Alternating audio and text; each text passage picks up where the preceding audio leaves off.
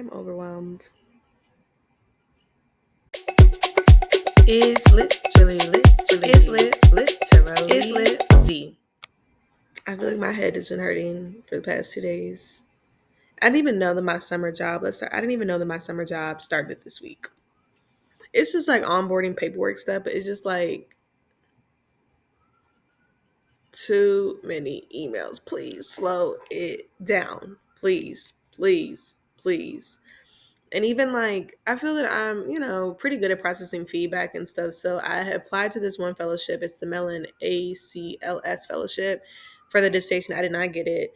And it wasn't even like a sadness. It was just like, now I got to keep applying. Like, it was more of just is annoyance the word? I feel you, Sirens. I feel you. I feel you, but a little quieter on my head for real.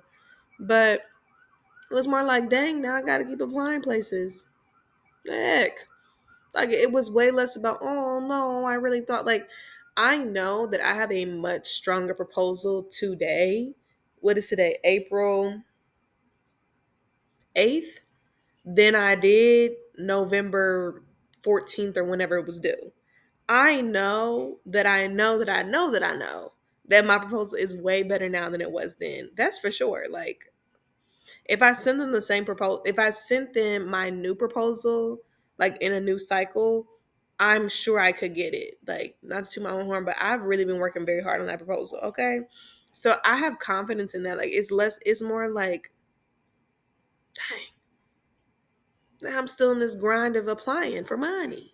Because I don't want to ask people to do this research with me and not pay them. And I want to pay them so bad. I don't want the money for myself. I literally just want to pay them. And then, like I said, apparently my summer job starts this week. What's going on with that? Paperwork. They said 1 to 3 hours. Yeah, run me the money. If it, like, run me the money. Like, because y'all pushed into the spring, like, it's a summer job. This is the spring. Let me get to summer, please. And then I have a paper that's about to be published. Yay, yay, yay. But, like, they sent us an email at almost midnight on Wednesday to have stuff done in 5 days, business days. I'm getting stuff together Monday because I just came from a conference. Like, I've been booked and busy. Like, y'all be coming back with these revisions out of nowhere. No one be expecting it. I can't just drop everything, But I'm getting myself together on Monday. The editor's emailing me talking about we put it to production. What that mean? So I just spun my wheels making revisions. I just spun my wheels. What's the word? Combing through this paper to make sure ain't nothing wrong with it because y'all already done sent it away and I can't even make no changes. Why would you email me and say to please check for XYZ things and please make revisions to XYZ things in 5 days if you did not want me to do that? I wish I had waited longer. I was a procrastinator, because if I had been a procrastinator, then I would have never done work that is now it's potentially void. I could have been doing something else. I don't even know how loud like my dog eating in the background is, and I really don't. Respectfully, I think it'll be okay because this is the part of the podcast. If you watch the introduction video, or no, it's not a video, it's just audio. If you listen to the introduction audio, I also want to just document my PhD process, my doctoral process via this podcast. And I feel like I've done that a little bit, but I've kind of been waiting until I'm more polished, waiting until I'm really like I have a topic ready to do. And I have a topic ready. Okay. Because I think, as I previously stated, I am co-teaching a course and I already wanted to make the materials and the lessons, article reflections and things like that I'm doing for that class available some kind of way online. And so now I have this podcast as an avenue to do that. Excited to do it. So I could just, go off the dome for some course topics right now. I'm not going to. I'm not going to. But I'm just like, and this honestly, so this video, I've already recorded the video for this week because I said it's April 8th, right? I've already recorded the video for this week. I will put this at the beginning of that video. So yeah, I'm gonna go because I just want this out there. Because this is just raw reflections. I don't want it to wait another week because then I might have new updates. So I do want to try to maybe At the beginning of the last episode, I did do an update right about finishing the proposal, which draft, which I'm so grateful for. Why am I currently? I've not even gotten feedback yet. I'm currently making further revisions. And it's because this really dope article I saw. So I got an email from the Research Focus on Black Education special interest group for the American Educational Research Association. I had to remember what SIG stood for. So SIG, the RFBE SIG of AERA, sent out a newsletter. And in that newsletter, they were featuring this piece by Dr. Washington. Her first name is not fully escaping me. I kind of can see it. I know it starts with the L, but I don't want to mess it up, and I also don't know if the recording's gonna stop. So hold on. Actually, we's gonna chance it. Okay, it's still going. Oh, I just restarted my computer, so all my tabs are down because it was literally open. I literally just restarted my. Okay, let's see real quick. It's not in this one, but restore that window and then go to this one. Doop, doop, doop. And restore this window as well. Sure, yes. I have so many windows open as well. Like, I think the number of tabs is also starting to give me anxiety. Typically, I keep tabs open until I fully finish that task. But we might have to did that in the coming future because it's getting to be out of hand. Like, it's just too many things open. It took 5 tabs for me to even find the piece. Like that's too many tabs. It's getting out of hand. But anyway, the piece is called what even is this? I don't even know what is in front of my face right now. Some sort of I don't even girl computers they need to stop updating. So it's called What's Love Got to Do with It? I love it already. I already read it today and I enjoyed reading it. It was part of my self-care for the day. It's called What's Love Got to Do with It? Introducing Bell Hooksian Love Typologies to Qualitative Inquiry in Education and Research. Did I not already say I love bell hooks? Down. Okay. Okay. So this did have me excited.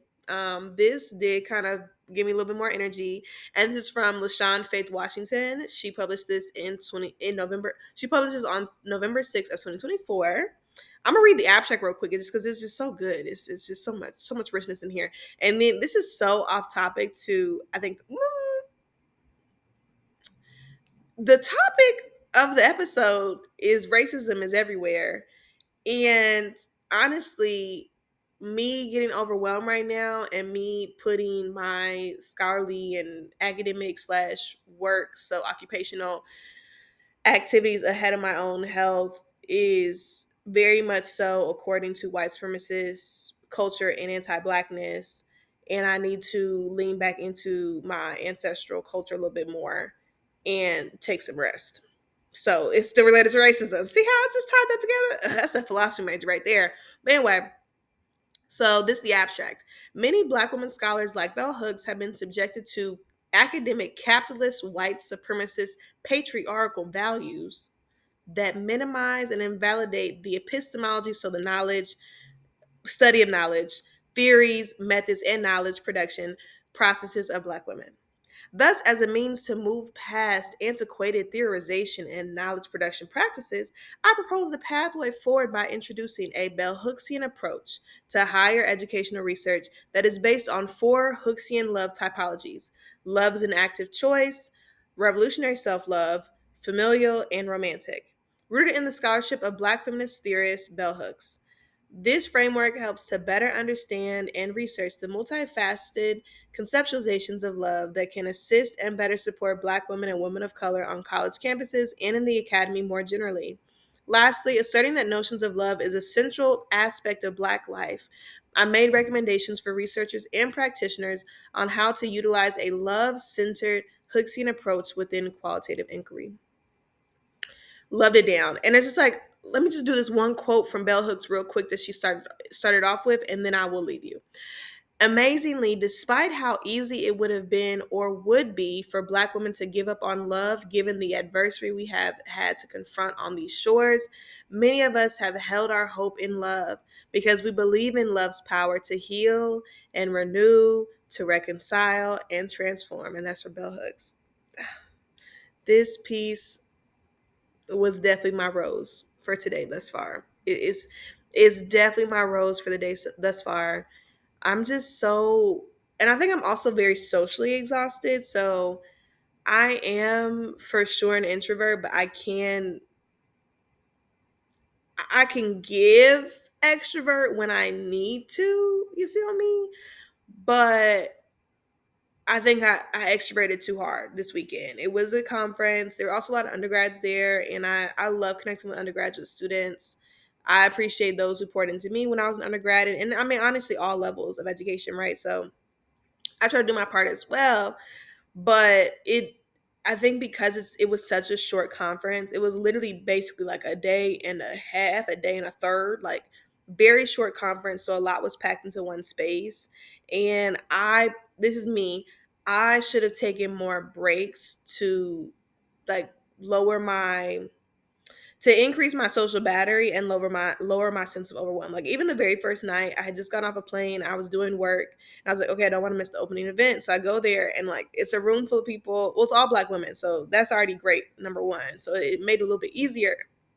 But they're all chit chatting, they're all connecting. It's already an hour in, food is gone, drink is excuse me, basically gone. And I just was like, so I need to like go up to tables to insert myself into people's ongoing conversations. Huh? It was just a little too much. And then, eventually I like warmed up and I was able to talk to folks and connect with folks, and it was great.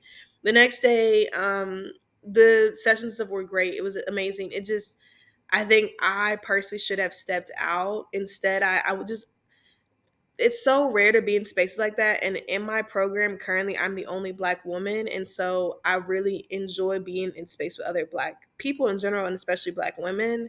And so I think I just wanted to soak up every second and every ounce of it, and I did not overindulge. I soaked up everything I needed. I did feel very refreshed and renewed, and the connections I made, um I'm really excited for. But for my like just social battery, I think it has definitely set my week back. Like I have a social debt right now. Okay.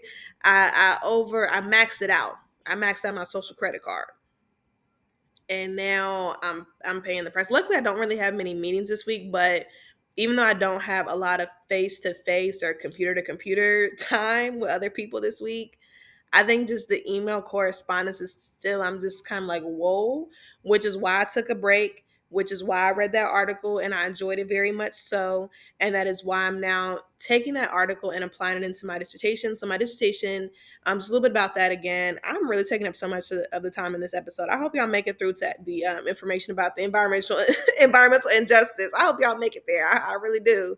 But, yeah, just going a little bit more on my dissertation in general. So I already knew I want to take a critical, very black centered, black focused approach to the work. That's what I already knew from jump. And so I needed to find that in the literature, right? So initially I started with this critical phenomenology, which I found a lot of folks who are doing that work, black philosophers, a lot of folks championing Frantz Fanon's work as well, and then a whole lot of other scholars that help us to really embody the fullness of black life and culture in research. And so I don't even I can try to start naming, but I'm afraid I'm gonna like miss people. So let me save that for when I'm actually prepared to be naming people because I'm not right now. But I was basically calling it a critical, phenomenological, and humanizing approach. And humanizing is very general, it's very broad. Honestly, it's kind of like a just a catch-all term for I don't want you to feel like a participant that's being poked and prodded. That was the gist. But after reading that article from Dr. Washington, I really feel that is gonna give me like a sharper framework for the dissertation that can make it stronger, more rigorous, la la la. But even though it can add to the rigor because she publishes into a qualitative journal, she's citing other folks who write in qualitative journals, so the academy can receive and respect her work because we have to do those types of things to get finished with the PhD. But I also really appreciate that the Hookesian approach, the Bell Hookesian approach that she is introducing in that piece is really centered on love and Black life. And that is really what I was trying to do. I wasn't trying to invent my own theory. That's a little bit advanced for where I'm at right now. And so I'm so grateful for her to have done it and to have done it in time for my dissertation proposal. Okay. I love her for that. I love her down for that. So that's I think this started off rough. My headache is subsiding a little bit. I think I needed to talk it out. And this is something I would typically do in voice notes to my friends. But as I previously stated, I still love y'all, friends that are listening. I still love y'all down. I do. But I think also this is just nice to be transparent about the journey. There might be a lot of podcasts, YouTube channels, and all types of resources about what it's like to be a PhD student and get to that journey and stuff. But I know for me, especially, how I've always kind of embraced social media, a little bit less so on Instagram, but for sure, like the Snapchat, TikTok, and Twitter of it all, just my full self being like, however I'm present. And honestly, Instagram stories, I've always been very much of my full self. I'm typically not put together on my Instagram stories like as of the past and things. So yeah, just coming in with the fullness, the good, the bad. Like I don't want to always feel like I need to be put together in front of the camera. I don't want to feel that I always have to have it together because I'm not going to. It's impossible on this journey. Like I'm a grad student. Number one, finances are better than they were, but they still low. Okay. I would like to be able to end my work day and just not think about work, but I think education is just a really hard place to do that in because if I'm being honest, also when I was a teacher, it was really difficult to just end my day. I did get a little bit better at it through therapy, but still it was very difficult because I just constantly want to be doing more for my students and giving them more resources and things, making more activities for them and just addressing their needs in different ways, staying in communication and in community with their families. And so that's just so much that cannot fit into a 7-8 hour school day. It just don't fit in a school day. It don't fit in a school week or business week. It just doesn't fit Monday through Friday. It moves outside of that time. But I think I started to more so separate grading during the day, lesson planning during the day, outside business hours. Yes, I might, think of a fun activity for my kids and do it. Yes, I might, I was Girl Scout troop leader, so I'm doing stuff with the girls. I'm meeting up with the families and stuff to coordinate what we're gonna do for sales and da da da. And those are more so things that are gonna be like good for my heart. Like it's gonna be more heart work than work, like on that laptop putting in grades and stuff. So like I just kind of separated that because I feel like at first they ran together. Like if I was at home already doing an activity or thinking about Girl Scouts, something like that, I'm like, well, this already works, so I might as well do this other work. I started to make them administrative type tasks only during the workday. So I think I need to find that balance within my doctoral journey as well. I mean, I'm already in year 3, but to be fair, year 1 and 2 were more structured because I was taking coursework. So with year 1 and 2, it there was already that structure and I already was able to kind of put those boundaries because the work was a bit more finite. And at this point, the work is very infinite. Like I just told you, like literally, I finished the draft last week, right? Finished the draft. I've not gotten feedback on the draft yet. So I don't have any impetus, any real reason to be doing revisions right now, other than I don't even say I'm a try hard, because I didn't search for this. It fell on my lap. But the title was too good. The abstract was too good. The piece was too good for me not to put it up in there. I just could not do it. So it like in that way, it's just always something I can do. Like, it's just always something more to do. And it's always something more to do. And it's very hard to make boundaries. So I don't know when I'm gonna stop work for the day. I do feel like I need to stop work earlier than I typically would because it's no way. How have I already been talking for almost 20 minutes? That's wild. But it's just no way that I can get everything done that I want to get done today. Also my plate, like I have an actual literal plate drawn out in my living room area to just kind of keep track of what all I have to do. Also, if I look at my plate, it's not too bad. Like there's one thing on there I need to cross off. Um the other piece I can also crop. No, I haven't done that. When does that due? Okay, I got some time. The 15th. I got a week. Okay, so I have to do that, but I have time. Okay. That part I did. Okay. Okay. I mean, honestly, the plate is not bad. I might need to look at my email because then again, like I said, uh, I didn't know that the summer job started this week. It is April. It's not summer. It. Apple literally said it felt like under freezing. I'm not gonna get too specific, but it felt under 32 degrees this morning, and probably right now. I just don't want to get to line, but probably right now too. I'm just not gonna check. Below freezing, 32 Fahrenheit. It's not summer. Why are y'all pressing me? Please, please, please. But nevertheless, I love that work as well.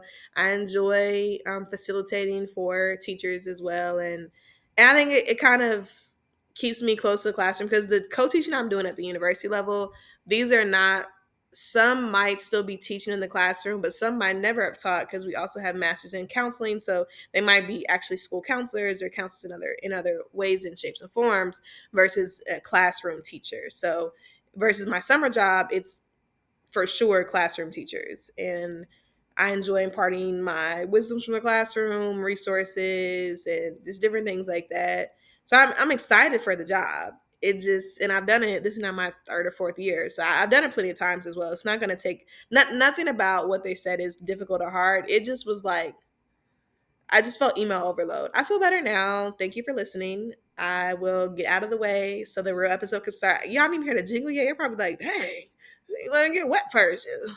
I know. I'm sorry. I'm sorry. The jingle's going to start in a second. Thank you for listening. And I will catch y'all later on another like doctoral update. I don't think I have another one within the actual episode that I already recorded, but I'll try to make sure I do these at least once a week because I need it. It's good for me. Okay. It's still me, hey. So I changed my mind because the other video was so long. And then I looked back for the video for this week and saw how long that one was. I was just like, why don't we just make this a bonus episode? That's an option on there. So I'm going to just make this a bonus episode. If I can put a point 0.5, it would be like it'll be season 1, episode 5.5. I don't know if I can actually do that. So we might just still call it 6, whatever the case. But I'm going to go ahead and post this one. I don't think I'm going to do promotional stuff for it because why am I gonna promote my overwhelm and my pain? But maybe I will. We'll see. I have no problem putting it on my socials. It's more so, will I take the time to edit it out to then put onto the socials? That might be asking a lot. Will I still post it and make it available on my Spotify and my YouTube? Yes. But adding to my socials as well on top of the other one sounds like a lot for Elmo. And sounds like more than I can do this week because I already said I'm overwhelmed. And honestly, and honestly, and honestly, maybe this is gonna be my little break week. And I'm gonna give you this. And the episode I was kind of hinting at in the last one and in this one might be for next week. We're gonna ponder that. We're gonna, like, right now how I'm feeling with my head, that's what it's gonna be. But you never know with me. You never know. I mean, clearly I can't I said I was done. I said peace, now you gonna hear the music. And then I said, whoa, that was almost 30 minutes of talking. Girl, no, this is one all on its own. It's all on its own. I mean, if I had some promo material, if I had some commercial money, some ad money, then plus some commercials, it would have been a whole episode on cable, 30 minutes. So yeah, that makes more sense. I think that's it for my updates. I will go ahead. I just want to, because I'm already making this more of a dissertation review type thing, I'm gonna go ahead and speak over the folks that I was like hinting at already as far as people who really influence my work and things like that. So it's toward my methods section. Let me go ahead and scroll on down to my methods section. Here's my overview, my methodological. What is this? Go away. How do I get this to remove?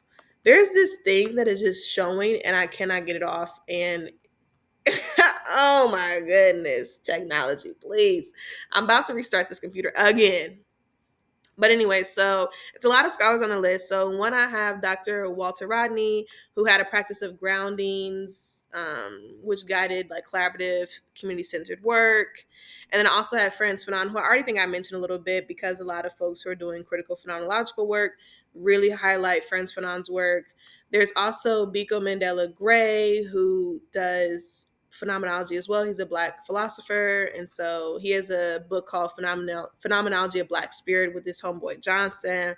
But Johnson is white, so that's why I didn't include him as like, as far as like Black scholars. If I'm saying Black scholars, like, you know what I'm saying? You know what I'm saying? Okay. Then I also have Denise Taliaferro, Basili.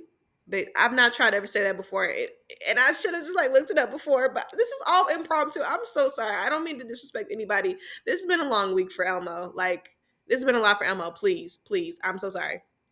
But yes, Basil.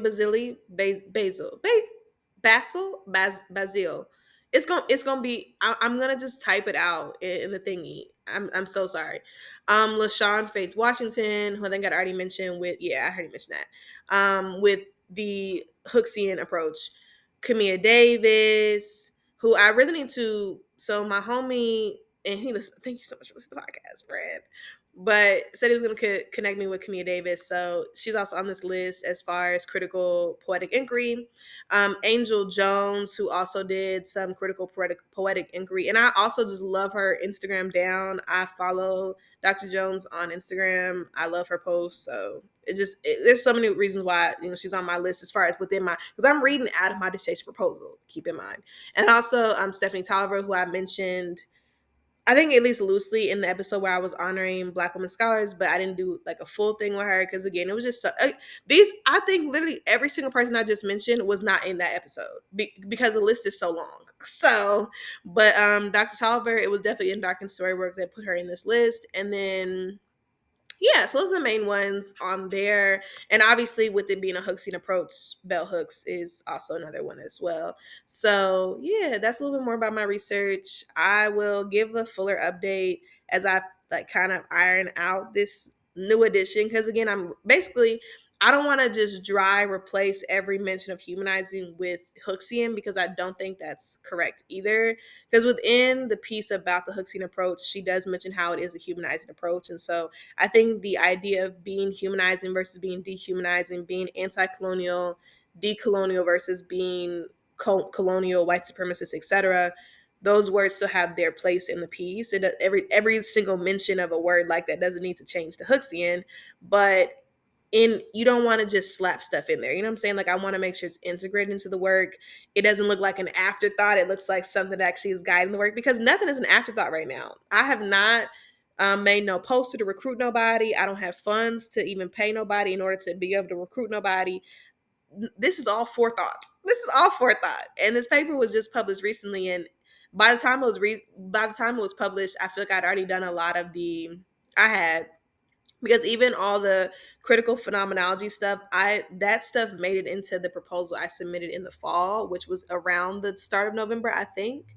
And so even for that stuff, I feel that if I had been still looking for things like that after November 6th, then I would have probably came across her piece, and her piece would have been more embedded and been with me since November. But, I'm just now kind of in a space of revising and getting feedback. And so in the last couple rounds of feedback, I've expanded some things a lot again from November.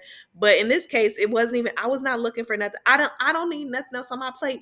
I was not looking for no new task. I was not looking for anything else, anything new to do. This just happened upon me. But again, it was good. I enjoyed reading it. I'm excited to have it in the piece. I'm excited to actually use it as I work through the project and iron out all the details of the project. I'm also excited to share more details about the project with you all. I don't think it has to be super secret squirrel, because once I do my proposal, I would then be trying to submit an IRB, so submit paperwork with the institutional review board to show them my stuff is ethical. I ain't gonna harm nobody. Hopefully, I have that money, and so that I can show I'm gonna pay the people, I'm gonna compensate them for their time. And then from there, I mean, like literally having posters. I mean, within the IRB application, you have to show them your promotional materials and stuff like that. So I'll be making a poster that's basically giving a loose explanation of what the project is to try to get people to come in and do it. Therefore, yeah, it's not going to be secret. So I will definitely keep y'all informed and up to date. Right now, again, because I'm doing some revisions, it's not super influx. Not a lot is changing. Literally, I just finally found a term that really fits what I've been doing, and it's so serendipitous because did I not just the first Black woman scholar I named in that episode about Black women scholars was Bell Hooks. And like I told you, I already knew a lot about Bell Hooks. I have written on her for class and stuff. So I did not go and look up more new stuff about Bell Hooks because sadly she, is gone too soon. So finding this piece, it being based in Bell Hooks theories and me really enjoying and loving Bell Hooks as a scholar, and this being the approach for my dissertation, chef's kiss. I'm very excited for it. And again, this podcast has really energized me. This is a very chill podcast. We're gonna do more of these. It's gonna be maybe every other week type type thing because this was really good to me. I'm sitting on my couch. I'm comfortable.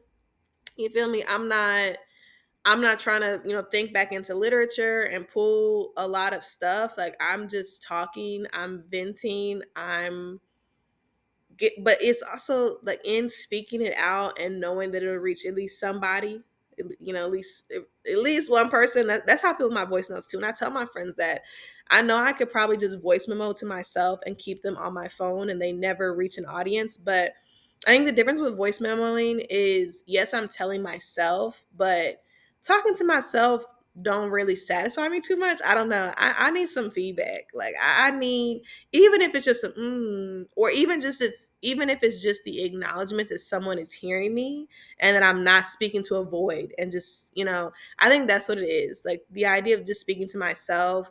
I can, psychoanalyze and therapize myself and others pretty well, but it's something about having that external human connection, like that another person, which is also why I just, when people are like, oh, it's just human nature to be in competition and to like kill each other and take from each other and capitalism, like I don't think so. I mean, we are such, we literally infants, they cannot survive on their own. Other animals just in the animal kingdom and whatnot, they're babies, after a little bit of time they can walk, they can get yeah, maybe they won't survive, you know what I'm saying? I'm not gonna say they can just do everything, okay, but a human infant can't do nothing.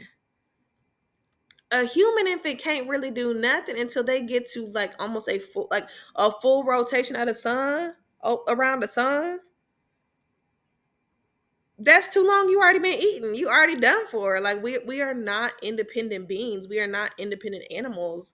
We need each other. We literally, what that song say? I need you. Come on. You need me. Yes. We're all a part. Come on, y'all know the gospel. So anyway, I just say that to say we really do need each other. We need people, and even though sometimes I can get in, and I feel like I've been in this mood today and a little bit of yesterday as well. And it's really just, again, my social media is so low, and I need people, but I can push people away when I'm not the most open and jovial person. But I'm not the most jovial person because my just I just feel so much weight, and just it's not even fatigue like actual sleep. It's more so just I need a vacation. I need to be in sun. I need to be in water. I need to be off my laptop. I need to be away from my email. I just need space from that. Not necessarily space from like people. Not necessarily, vegging out and sleeping all day, stuff like that. I feel like that's what gets you into depression. I ain't trying to be there. And don't, for the people watching visually, don't take my appearance. Okay, I just washed my hair on today. Okay, I'm fresh. Okay, okay. This is worn out because it's worn out, but I'm clean. I'm clean and fresh. So just check that, understand that. But yeah, I think that's it now. So thank you for listening, reviewing, appreciate it. I am a little bit more energized. I feel like I can get through the rest of the day, And I mean, honestly, because I'm working on my own stuff, I'm pretty energized with my own work. I chose to read that article. I chose to then take that article and revise my dissertation proposal. I didn't have to do that. I didn't have to go that hard, but I just really wanted to, and it's something I wanted to do. And it's easier to do stuff when you want to do it. So, yeah, I'm excited for it. Thank you again for listening and for being my sounding board, so I don't have to feel like I'm talking to the void. And see you next time.